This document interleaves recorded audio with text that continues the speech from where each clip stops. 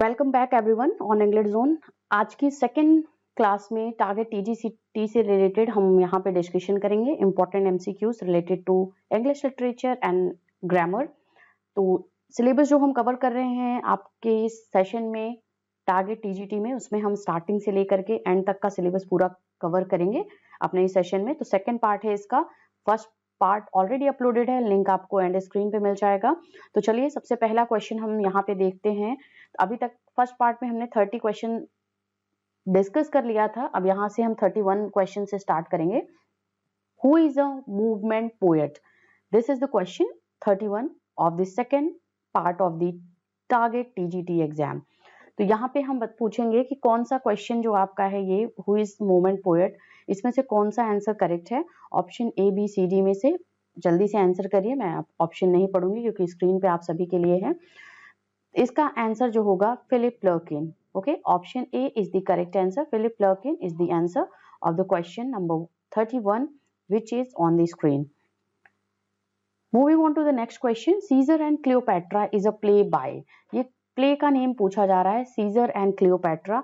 आपको बताना है कि इसका जो ड्रामेटिस्ट है वो कौन है, William Shakespeare, Thomas kit, John Webster या बेर्नार्ड शॉ। तो जो करेक्ट आंसर है, इसका जो आंसर है वो ऑप्शन डी होगा। This is the answer, option D. इस पे हम करेक्ट करेंगे। जीबी शॉ ने इसको लिखा हुआ है, जॉर्ज बेर्नार्ड शॉ, जो कि किस ईयर में लिखा गया है, क्लियोपैट्रा, सीजर एंड क्लियोपैट्रा 1898, ये राइटिंग ईयर है। और इसको प्रीमियर किस ईयर में हुआ था, रिटन 1899 में ये प्रीमियर हुआ था। अगले क्वेश्चन को देखते हैं। क्वेश्चन है हमारा, इन अ 1817 review of Coleridge's Biographia Literaria, Francis Jeffrey coined the term Lake School of Poets grouping. Lake school of poets का एक जो टर्म था वो फ्रांसिस जेफरी ने क्वाइन किया हुआ था जब वो रिव्यू कर रहे थे बायोग्राफिया लिटरेरिया, जो कि एक क्रिटिकल वर्क है एसटी कॉलरिज का। तो उन्होंने लेक पोएट्स का नेम दिया था। वो पोएट्स का ग्रुप कौन सा था, आपको उसका आंसर देना है। ए बी सी डी में से यहाँ पे ऑप्शन दिया गया है और करेक्ट इसका जो आंसर होगा वो हमारा ऑप्शन डी है। लेक पोएट्स के नेम से जो फेमस है इंग्लिश लिटरेचर में वो वर्ड्सवर्थ, कॉलरिज और साउदी हैं। Option D is the correct answer. W. William Wordsworth, S.T. Coleridge and Robert Southey. These are the poets known as the Lake School of Poets. Next number question 34 को देखेंगे। Lyrical ballads open with. Lyrical ballads जो collection of poems है, collaboration work है Coleridge and William Wordsworth का। आपको बताना है कि इस पोएम का, इस जो कलेक्शन ऑफ पोएम है, इसकी स्टार्टिंग किस पोएम से होती है और किसने उसको लिखा हुआ है। वर्ड्सवर्थ टिंटन एबे, Coleridge rhyme of ancient mariner, Coleridge Biographia Literaria, Wordsworth intimation of immortality. तो करेक्ट आंसर जो है ऑप्शन बी होगा। कॉलरिज की राइम ऑफ एंशिएंट मैरिनर से बिगिनिंग होती है इस पोएम की। ये है लिरिकल बैलेट्स जो ओपन होता है collection of poems that opens with the poem of S.T. Coleridge, that is Rime of Ancient Mariner, और end होता है वर्ड्सवर्थ के टिंटन एबे से। नेक्स्ट नंबर क्वेश्चन को 35 देखते हैं। Marlowe's only historical play is known as. Marlowe का जो हिस्टोरिकल प्लेस लिखा हुआ है, सिर्फ एक हिस्टोरिकल प्ले लिखा है मार्लो ने, क्रिस्टोफर मार्लो ने। आपको उसका नेम बताना है। विच one is that? Richard third, Richard second, Edward second या रिचर्ड फर्स्ट। तो हिस्टोरिकल प्लेस आप जानते हो जहां पे किसी एक हिस्टोरिकल फिगर को पिक किया जाता है, जैसे कोई किंग क्वीन होते हैं और कोई एक बहुत रिनाउंड पर्सनालिटी होती है, उसको पिक करके उसकी लाइफ में जो भी इंसिडेंट्स होते हैं या वो किस तरीके से इम्पैक्ट करता है उसका लाइफ या उसका रूलिंग पीरियड, उस टाइम ड्यूरेशन को, उसको हम हिस्टोरिकल प्ले के बारे में बात करते हैं, जिसको क्रॉनिकल प्लेस के नेम से भी जाना जाता है। तो इसमें हमारा ऑप्शन सी करेक्ट होगा। Edward second is the play which one is the only historical play written by Christopher Marlowe. और हिस्टोरिकल प्ले या क्रॉनिकल प्लेस की बात करते हैं फ्रेंड्स हम, तो विलियम शेक्सपियर को बिल्कुल भूल नहीं सकते हैं, क्योंकि विलियम शेक्सपियर ने बहुत से इंपॉर्टेंट हिस्टोरिकल प्लेस लिखे हुए हैं और मार्लो वो थे जिन्होंने विलियम शेक्सपियर के पहले ही हिस्टोरिकल प्ले लिखा था और एडवर्ड सेकेंड ये उनका इंपॉर्टेंट हिस्टोरिकल प्ले था। इसके साथ ही साथ उन्होंने डॉक्टर फास्टस भी लिखा हुआ है, टैम्बरलेन द ग्रेट लिखा हुआ है, जियो ऑफ माल्टा, ये सभी जो प्लेज हैं ये क्रिस्टोफर मार्लो के प्लेज हैं। नेक्स्ट क्वेश्चन की तरफ मूव ऑन करते हैं। स्क्रीन पे आप सभी के लिए है number 36 question, which of the following plays by Shakespeare is not classified as Roman play.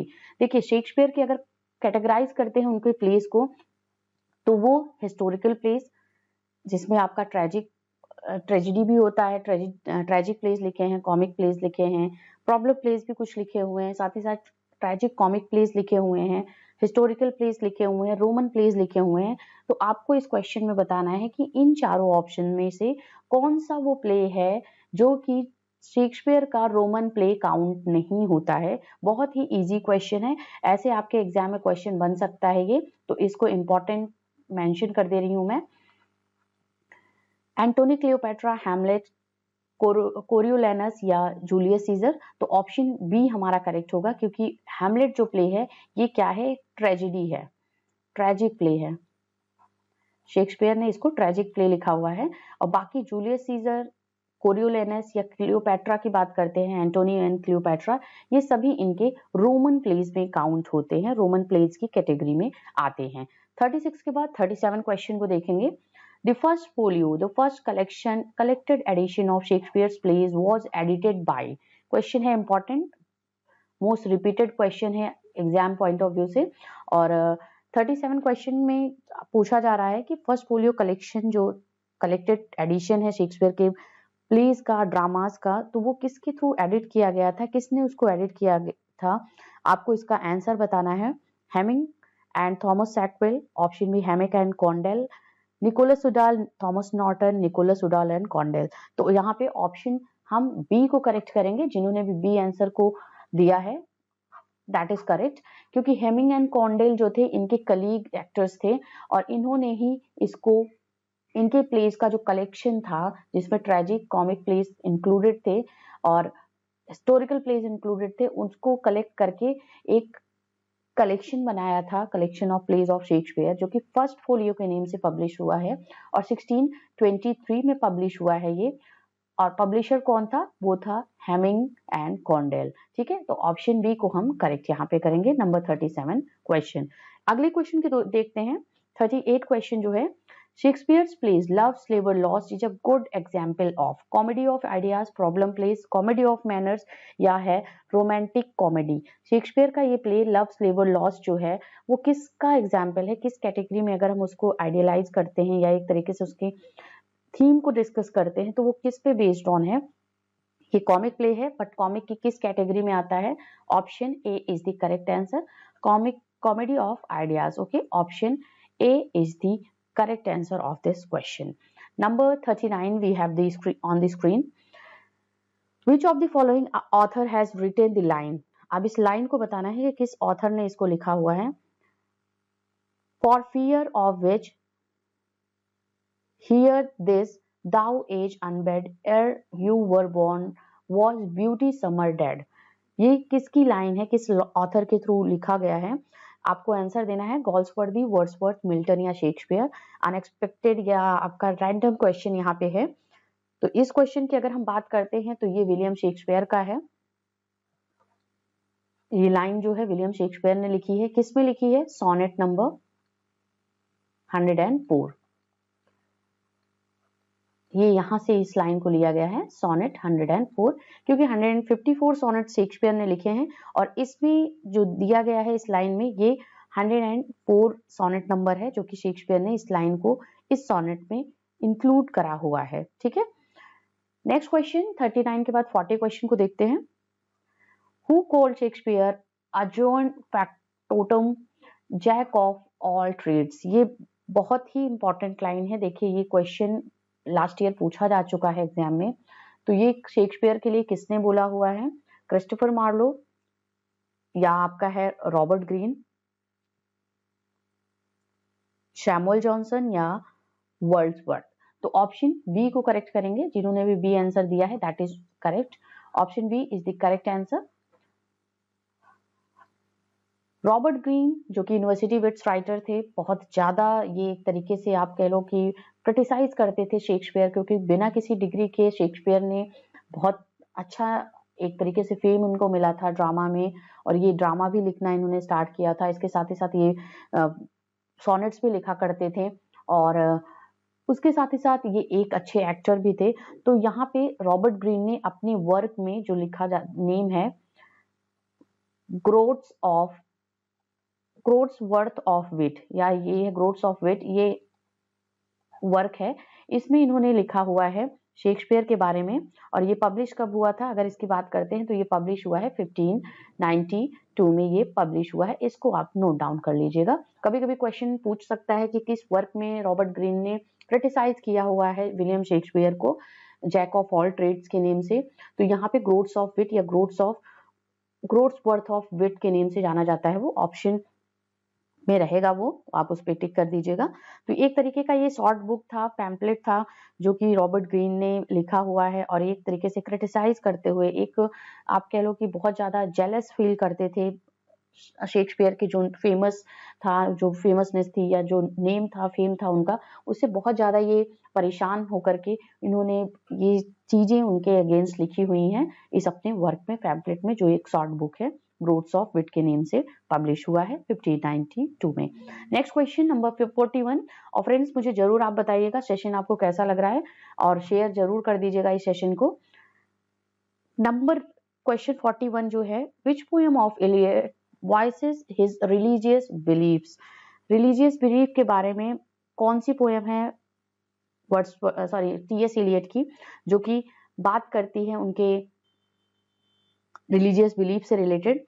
तो ये यहाँ पे ऑप्शन है वेस्टलैंड, फोर क्वार्टर्स, ऐश वेडनेसडे, या प्रूफॉर्क, अदर ऑब्जर्वेशंस, पोएम्स ये जो इंक्लूडेड है। तो आप बताइए इसमें आंसर कौन होगा।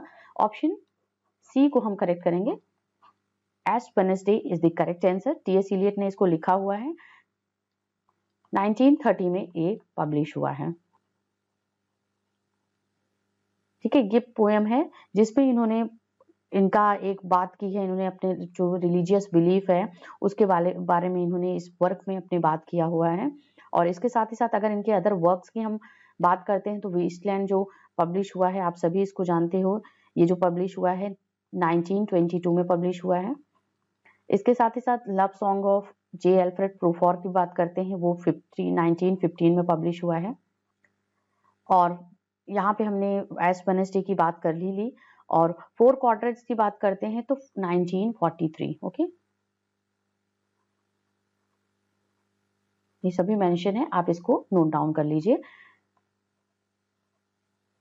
Westland 1922, four quarters 1943, Ash Wednesday 1930, and इसके साथ ही साथ love song of J Alfred Prufrock, ये जो है 1915 में ये पब्लिश हुआ है। नेक्स्ट इंपॉर्टेंट, और ये नोबेल प्राइज विनर भी थे। नोबेल प्राइज विनर इनको जो मिला है 1948 में मिला हुआ है नोबेल प्राइज, यहाँ पे लिख दे रही हूं मैं। एग्जाम में ऐसे क्वेश्चंस बन सकते हैं, तो एक क्वेश्चन के साथ में कुछ और क्वेश्चंस भी हम पढ़ लेते हैं। चलिए next question number 42। The prelude was written in. Prelude किस ईयर में लिखा गया है ये आपको बताना है, और किसका वर्क है ये भी आप कमेंट सेक्शन में मेंशन कर दीजिएगा। 1802, 1805, 1806 या 1807। तो इसका ऑप्शन बी करेक्ट आंसर होगा। द प्रिलूड की हम बात कर रहे हैं, वर्ड्सवर्थ का ये ऑटोबायोग्राफिकल वर्क है।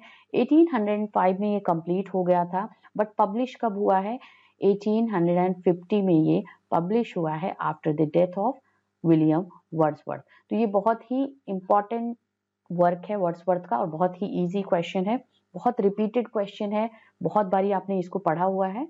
और तो इसको बिल्कुल स्किप, इसके 2-3 पॉइंट्स हैं इस क्वेश्चन से रिलेटेड कि प्रिलूड किस कैटेगरी में आता है, ऑटोबायोग्राफिकल वर्क में आता है। इसके साथ ही साथ किस ईयर में ये कंप्लीट हुआ है, मतलब लिखा गया है 1805 में लिखा गया है, किस ईयर में पब्लिश हुआ है, 1850 में पब्लिश हुआ है।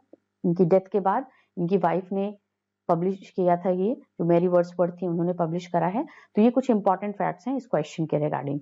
नंबर 43 को देखते हैं। Wordsworth poem mostly deals with. Wordsworth की जो पोएम्स हैं वो किस सब्जेक्ट मैटर पे बेस्ड ऑन हुआ करती थी, पॉलिटिक्स, सिटी लाइफ, अम्बल एंड रस्टिक लाइफ, या आपका है रेवोल्यूशन। तो ऑप्शन सी करेक्ट होगा, क्योंकि ये कॉमन सब्जेक्ट मैटर पे या कॉमन लैंग्वेज में जो अपने पोएम्स को लिखा करते थे और बेस्ड ऑन जो हुआ करते थे इनके पोएम्स, वो कॉमन सब्जेक्ट मैटर पे हुआ करते थे। तो यहाँ पे ऑप्शन सी हम इस क्वेश्चन को करेक्ट करेंगे। 43 के बाद 44 क्वेश्चन है, the line thy soul was like a star dwelt apart appears in, ये क्वेश्चन है, रैंडम क्वेश्चन ऐसे पूछा गया है। अब इसको बिल्कुल भी ये नहीं करना है, कभी क्वेश्चन ऐसा पूछ सकता है कि ये लाइन किसने लिखी है, किसके लिए लिखी है, ये भी मैं आपको बताऊंगी अभी। तो पहले चलिए इस क्वेश्चन का आंसर देखते हैं। The line thy soul was like a star and dwelt apart appears in London 1802 poem, ये है ऑप्शन बी हमारा करेक्ट आंसर होगा। किसने लिखा हुआ है इसको? वर्ड्सवर्थ ने लिखा है। किसके लिए लिखा है? For Milton.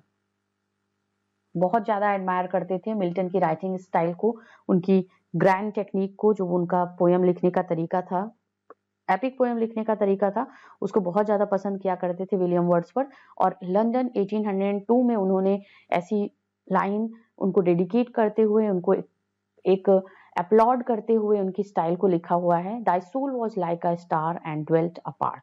Next question, number 45, we have on the screen. The action of Ulysses by Joyce is confined to a single day, namely. Action of Ulysses की बात हो रही है, यूलिसीज नॉवेल की बात हो रही है यहाँ पे, जो कि जेम्स जॉयसी ने इसको लिखा हुआ है। आपको बताना है कि ये किस ईयर में जो था, ये किस ईयर में के सिंगल डे के बारे में बात हो रही है, जो कि इसकी स्टोरी जो है वो एक सिंगल डे पे बेस्ड ऑन है। तो वो कौन सा डे इसमें था? नॉवेल की बात हो रही है जून 26 1904, जून 16 1904, जून 26 1914 या जून 16 1914। ठीक है, इन चारों ऑप्शंस में से जो करेक्ट आंसर होगा उसके बारे में हम बात करेंगे। तो वो हमारा है option B, June 16 1904 was this day, जिसके बारे में, जिसके एक्शन के बारे में यूलिसीज नॉवेल में जेम्स जॉयसी ने बात करी है। और यूलिसीज की बात करते हैं तो ये पब्लिश हुआ है 1920 में। दो इंपॉर्टेंट बुक्स जो थे, जो कि एक मॉडर्न टेक्निक पे बेस्ड ऑन थे, मॉडर्न जो सब्जेक्ट मैटर है या मॉडर्न जो सिनेरियो है मॉडर्न एज का, उसको रिप्रेजेंट करते हुए दो इंपॉर्टेंट बुक्स लिखी गई हैं। एक नॉवेल था जो कि यूलिसीज है, जेम्स जॉयसी ने लिखा हुआ है। दूसरा था द वेस्टलैंड पोएम, जो कि टी.एस. एलियट ने लिखा हुआ है। एक 1920 में पब्लिश हुई है, दूसरी 1922, मींस आसपास ये दोनों बुक्स पब्लिश हुई हैं। और ये है यूलिसीज, मॉडर्निस्ट नॉवेल है, आयरिश राइटर जेम्स जॉयसी के through.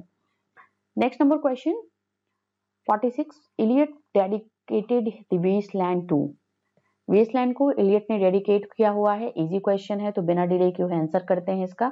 Option B is the correct answer. Ezra Pound को डेडिकेट किया हुआ था, जो उनके कलीग पोएट थे, उनको ये क्योंकि एडिट भी किया हुआ था एजरा पाउंड ने वेस्टलैंड को, एक लॉन्ग पोएम को एक शॉर्ट और क्रिस्प पोएम के फॉर्म में, जो अभी हमें देखने को या पढ़ने को मिलती है the Wasteland, and the credit of that poem goes to Ezra Pound. Even लिखा है टी.एस. एलियट ने, बट क्या क्या चीजें इस पोएम में शामिल हैं, कैसा इस पोएम का पूरा स्ट्रक्चर है, वो एजरा पाउंड को उसका क्रेडिट जाता है, क्योंकि उन्होंने इस पोएम को एडिट करके इसको हाफ कर दिया है, जो कि ओरिजिनल फॉर्म से कहीं ज्यादा अच्छी है। और ये हमारे सभी के सामने इंग्लिश लिटरेचर में एक मॉडर्न पोएम के फॉर्म में अवेलेबल है। तो एजरा पाउंड को डेडिकेट किया हुआ है the Wasteland poem. Next question 47, which of the following author has written the line to who a merry note while greasy zone doth kneel the post, ये है, आपको बताना है कि ये लाइन किसकी है। ऑप्शन देख लेते हैं, John Milton, John Galsworthy, William Wordsworth या विलियम शेक्सपियर। और ये हमारी जो लाइन है ये लिखा है किसने? डब्ल्यू शेक्सपियर, विलियम शेक्सपियर ने लिखा है। और किस में लिखा है, किस पोएम की ये लाइन है, ये भी यहाँ पे देखते हैं, लव स्लेवर लॉस्ट, लव स्लेवर्स लॉस्ट ये प्ले से लिया गया है। और किस में इंक्लूडेड था? एक्ट की बात कर लेते हैं, एक्ट 5 सीन 2। ठीक है। एक्ट फिफ्थ सीन सेकेंड मैं यहाँ पे बोल रही हूँ, अगर आपको ये समझ में नहीं आ रहा है तो आप यहाँ पे ओरली जो मैं बोल रही हूँ उसको ध्यान की दे करके लिख लीजिए। लव्स लेवर लॉस्ट वाज द प्ले, जहाँ पे ये to whit to who a merry note while greasy joan doth keel the post, ये विलियम शेक्सपियर की प्ले लव्स लेवर लॉस्ट से लिया गया है, एक्ट फिफ्थ सीन सेकंड से। Next number question 48, which of the following novelist was not born in India. आपको option बताना है, ऑप्शन में से आंसर बताना है कि कौन सा वो नॉवेलिस्ट था जो कि इंडिया में नहीं उसका बर्थ हुआ है, पैदा नहीं हुआ है। Option A B C D में से, and option B is the correct answer. E M Forster की बात हो रही है यहाँ पे। ईएम फॉस्टर जो थे वो इंडिया में नहीं इनका बर्थ हुआ था। बाकी Ruskin Bond, W Makepeace Thackeray and इसके साथ ही साथ रुडयार्ड किपलिंग, इन सभी ग्रेट नॉवेलिस्ट का जो बर्थ था वो इंडिया में ही हुआ है। Moving on to the next question. अब यहाँ पे नेक्स्ट क्वेश्चन जो हम पढ़ेंगे वो हमारा ग्रामर से रिलेटेड है। अब यहाँ पे बताना है, ऑपोजिट बताना है किसका, सुपरसिलिशियस का। ये जो बोल्ड अंडरलाइंड वर्ड है इसका ऑपोजिट वर्ड बताना है सुपरसिलिशियस। इसका जो ऑपोजिट वर्ड है या एंटोनिम है वो क्या होगा, स्नोबिस होगा या होगा मीक एंड हम्बल, एरोगेंट या सुपरफिशियल। तो इन चारों ऑप्शंस में से ऑप्शन बी करेक्ट होगा, क्योंकि meek and humble is the opposite of the supercilious. Okay, supercilious का मतलब जो होता है ये होता है एरोगेंट, ओके, घमंडी। सुपरसिलिशियस का क्या मतलब हुआ, घमंडी। एरोगेंट तो यहाँ पे दिया गया है तो ये इसका जो होगा सिनोनिम्स होगा। स्नोबिस का भी मतलब जो होता है वो भी होता है यहाँ पे हॉटी या सुपीरियर जो लोग होते हैं, मेंशन कर दे रही हूं मैं। और सुपरफिशियल आप जानते हो ये आउटर मोस्ट या जो पेरिफेरल लोग होते हैं वो इनकी बात हो रही है। तो इसीलिए सुपरसिलिशियस का जो एग्जैक्ट ऑपोजिट वर्ड होगा, एंटोनिम होगा, वो मीक एंड हम्बल, जिसके बारे में हम बात करते हैं। मीक एंड हम्बल का मतलब होता है कि बहुत ही एक सीधा और सरल इंसान, सरल या बहुत ही जो काइंड लोग होते हैं उनके बारे में यहाँ पे बात हो रही है। नेक्स्ट नंबर क्वेश्चन है 51 क्वेश्चन, इसमें भी आपको ऑपोजिट बताना है। क्लैंडस्टाइन का ऑपोजिट क्या होता है उसका मतलब बताना है, ओपन, सीक्रेट। तो ऑप्शन ए है ओपन, ऑप्शन बी सीक्रेट या सरप्टिशियस, या आपका है आप सीरियस। तो ऑपोजिट वर्ड बताना है क्लैंडस्टाइन का, और क्लैंडस्टाइन का जो मतलब होता है अगर हम उसकी बात करते हैं तो वो है यहाँ पे जो काम बहुत ही सीक्रेटली रहस्यमयी तरीके से हो, तरीका जो होता है, और किसी चीज को बहुत ही सीक्रेटली रखना, उसको बहुत ही रहस्यमयी तरीके से रखना। तो यहाँ पे क्लैंडस्टाइन का ऑपोजिट जो वर्ड आएगा वो हमारा आएगा option A. Option A correct होगा, क्योंकि ओपन मीन्स खुला, बिल्कुल किसी तरीके का सीक्रेट ना होना, और सरप्टिशियस का भी मतलब होता है सीक्रेट, यहाँ पे जो चीजें सीक्रेटली की जाती हैं। सीक्रेट का मतलब भी यही रहस्यमय हुआ। तो ये बी, सी एंड डी इसके जो होंगे वो सिनोनिम्स होंगे, बाकी ये हमारा इसका एंटोनिम्स होगा। ओके, नेक्स्ट क्वेश्चन भी आपका ऑपोजिट वर्ड से है। What is the antonym of manly. Manly means होता है यहाँ पे जो बोलते हैं हम कि पुरुष रिलेटेड, कि ये बहुत ही मैनली बिहेवियर था इसका, बहुत ही वीर या दिलेर बिहेवियर था, जिसका मतलब होगा आपको इसका ऑपोजिट वर्ड बताना है इन चारों ऑप्शंस में से। फेमिनाइन, एफेमिनेट, या आपका है मैस्कुलाइन, या आपका है स्ट्रॉन्ग। तो ऑप्शन बी करेक्ट होगा। एफेमिनेट मतलब होता है कि जो कि स्त्रियों से रिलेटेड होता है, मीन्स उनको जैसे नारी जैसा जिसको हम बोलेंगे, तो ये हमारा होगा option B is correct. Feminine का भी मतलब हुआ हमारा कि वो स्त्रियों जैसा, लेकिन effeminate is the correct opposite antonym of manly. By masculine या आपका स्ट्रॉन्ग, ये तो इसके आपके सिनोनिम्स हुए। Next question 53 we have, what is the antonym of consent. Consent का एंटोनिम क्या होगा, मीन्स इसका आपको विलोम शब्द बताना है। डिसेंट, डिसेंट, डिसेंट या डिसेंट, एसेंट। तो इन चारों ऑप्शंस में से कॉन्सेंट का जो ऑपोजिट वर्ड होगा या इसका जो हम एंटोनिम की बात करेंगे वो हमारा ऑप्शन बी होगा, डिसेंट। कॉन्सेंट मीन्स यहाँ पे हम क्या बोलते हैं, सहमत होना बोलते हैं, ठीक है। कॉन्सेंट का मतलब क्या होता है, सहमति, और डिसेंट का मतलब क्या होता है, असहमति, या जिससे हम नहीं बिल्कुल एग्री करते हैं, तो ये यहाँ पे होगा। कॉन्सेंट मतलब एग्री करना, डिसेंट मतलब होता है एग्री नहीं करना, तो इसका यहाँ पे एंटोनिम जो होगा कॉन्सेंट का एग्जैक्ट एंटोनिम डिसेंट होगा, ऑप्शन बी डिसएग्री, ठीक है। बाकी डिसेंट यहाँ पे जो आएगा, डिसेंडिंग ऑर्डर का मतलब ये आपका होता है उतरने की प्रक्रिया, डिसेंडिंग से बना हुआ है। डिसेंट मीन्स यहाँ पे तो है सभ्य जो होता है, शालीन, और इसके साथ साथ एसेंट का मतलब हम समझेंगे यहाँ पे, जो इसका भी मतलब होता है सहमति। तो ये दोनों तो कॉन्सेंट जो हुआ एसेंट का वो सिनोनिम हुआ, बट कॉन्सेंट का जो ऑपोजिट आएगा वो डिसेंट आएगा, जिसका मतलब होता है disagree. Number 54, we have the screen, on the screen question. Choose the option which is the closest meaning in the meaning to the word given in the capital.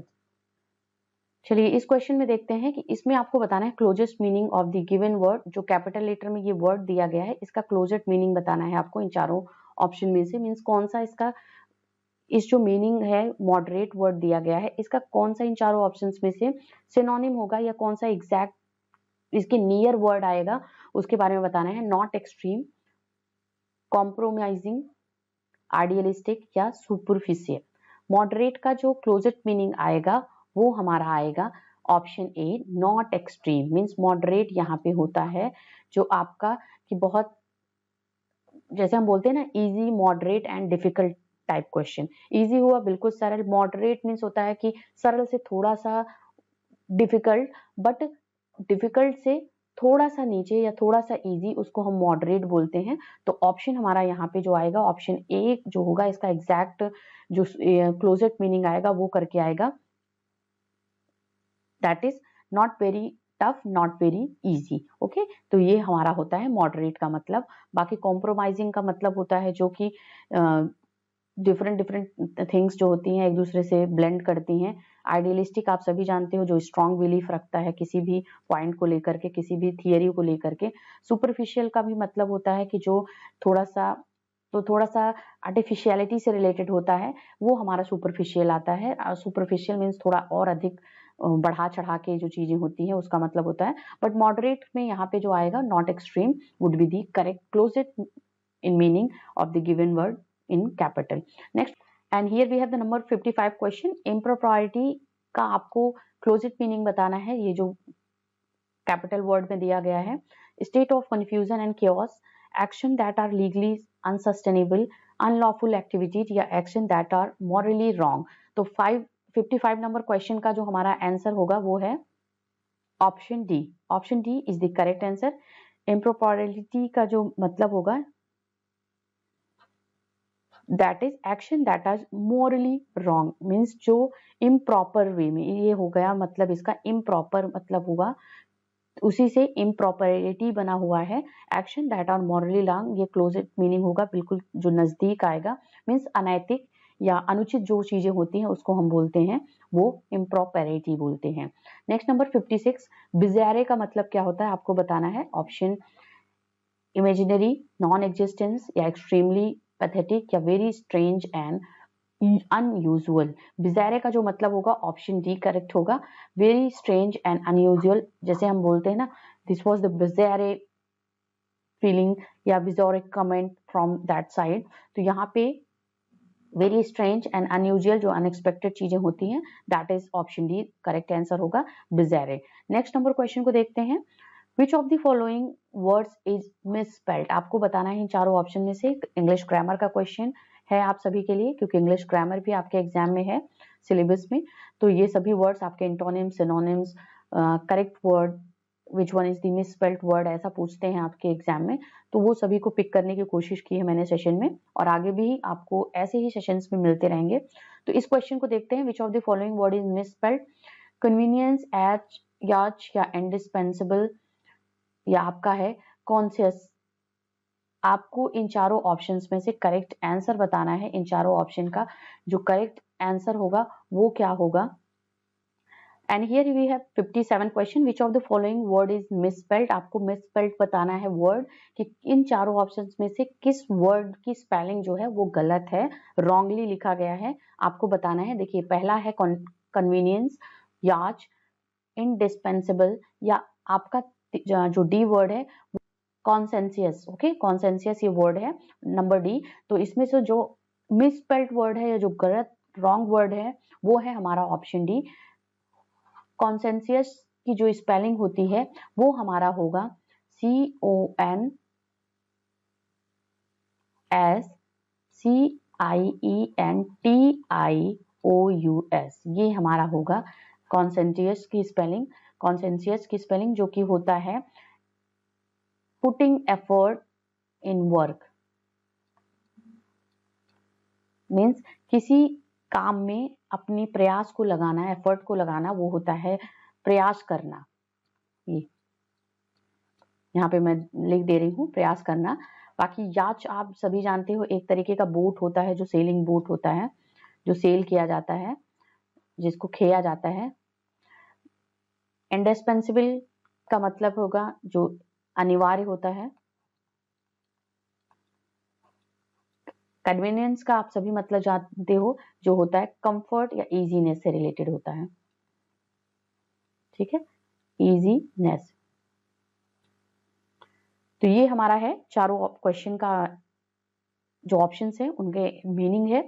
Next question को देखते हैं। इसमें भी आपको बताना है identify the correctly spelled word in each of the following given option. देखिए यहाँ पे पूछा गया था मिस स्पेल्ड वर्ड बताना है, कौन सा रॉन्गली वर्ड जो है उसकी बताना है, कौन सा रॉन्गली यहाँ पे लिखा गया है वर्ड। बट इस ऑप्शन में 58 क्वेश्चन में बताना है कि कौन सा करेक्टली स्पेल्ड वर्ड है, कि किसका जो स्पेलिंग है वो करेक्ट है, उसको आपको बताना है। एफिशिएंट, बेटरमेंट, ट्रीटमेंट या आपका है एम्प्लॉयड। तो यहाँ पे जो करेक्ट जो आएगा वो ऑप्शन ए आएगा। Efficient is the correctly spelled word, ये हमारा करेक्ट है। बेटरमेंट की स्पेलिंग जो होगी BETT आएगा यहाँ पे। उसके साथ ही साथ यहाँ पे हम ट्रीटमेंट के होते हैं MENT होता है, ए नहीं होगा, यहाँ से ए नहीं आएगा। ट्रीटमेंट जो होता है इलाज का मतलब। एम्प्लॉयड में LYED आएगा। ठीक है, एम्प्लॉयड मीन्स होता है रोजगार या आपका नियोजित प्रयुक्त करना होता है। बेटरमेंट में BETTER जो सुधार से रिलेटेड होता है, इंप्रूवमेंट से रिलेटेड होता है। ये ट्रीटमेंट आप सभी जानते हो, इलाज। और एफिशिएंट का मतलब जानते हो आप सभी, दक्ष, जो कार्य में एक्सपर्ट होता है, जिसका मतलब होता है एक्सपर्ट। तो ट्रीटमेंट TREATMENT होता है, यहाँ पे ए नहीं होगा। बेटरमेंट में टी यहाँ पे आ जाएगा। एम्प्लॉयड में EMPLOYED आएगा। ओके, ये चारों ऑप्शंस के करेक्टली मैंने बता दिया किस ऑप्शन में गलती है और कैसे इसको हम इंप्रूव कर सकते हैं, किसमें सुधार की जरूरत है। नेक्स्ट नंबर क्वेश्चन को देखते हैं। 59 question, Shaw bag the Nobel prize in 1925 for. यहाँ पे जीबी शॉ की बात हो रही है कि उनको 1925 में अवार्ड मिला था नोबेल प्राइज का। तो वो बताना है कि किस वर्क के लिए उनको मिला था। तो आपका यहाँ पे सेंट जॉन होना चाहिए। Option C is the answer, option C correct होगा। बाकी arms and the man, Candida and man and superman, ये चारों जो हैं सेंट जॉन, ये चारों जो ड्रामा है ये जीबी शॉ के हैं। बट उनको जो नोबेल प्राइज मिला था 1925 में वो मिला था सेंट जॉन के लिए। Next question, 60 number question, who was the poet laureate for the longest period. Poet laureate की बात हो रही है, लॉन्गेस्ट पीरियड तक कौन था इन चारों ऑप्शन में से। ऑप्शन बताना है आपको, ऑप्शन में आंसर दीजिएगा। रॉबर्ट सादी, अल्फ्रेड लॉर्ड टेनिसन या रॉबर्ट ब्रिजेस या टेड ह्यूज। तो इस चारों ऑप्शन का जो करेक्ट आंसर है वो ऑप्शन बी है हमारा। अल्फ्रेड लॉर्ड टेनिसन 1850 में ये बने थे after the death of William Wordsworth. और ये जो थे ये इतनी भी डेथ तक ये थे, और ये 1850 से लेकर के 1892 टिल हिज डेथ टेनिसन भी ये थे। तो ये टाइम जो ड्यूरेशन था 42 इयर्स का टाइम ड्यूरेशन था। 42 इयर्स तक ये पोएट लॉरिएट थे। तो ये लॉन्गेस्ट टाइम था किसी भी पोएट के through as a longest time to be a poet laureate of English literature by the British government. तो ये था कि अल्फ्रेड लॉर्ड टेनिसन 1850 से 1892, ये टाइम आप याद रखिएगा। 42 इयर्स का टाइम था इनका लॉन्गेस्ट पीरियड ऑफ पोएट लॉरेटशिप। तो ये कुछ क्वेश्चन 60 क्वेश्चन तक अभी हमने डिस्कस कर लिया पार्ट 1 पार्ट 2 में। यहाँ कुछ आपको दिख रहे होंगे प्लेलिस्ट, और साथ ही साथ स्क्रीन पे थंबनेल दिख रहा होगा वीडियोस का, उसको आप जरूर वॉच आउट कर लीजिएगा। पार्ट 1 भी इंक्लूडेड है इसमें, ये हमारा है पार्ट 1 मेंशन है आपके सभी के लिए। तो इसके क्वेश्चंस जो अभी तक हमने डिस्कस करे वो देख लीजिए, बाकी इस सेशन को शेयर कर दीजिए आप सभी। नेक्स्ट क्लास में पार्ट 3 में हम डिस्कस करेंगे कुछ और important question English literature and grammar से रिलेटेड।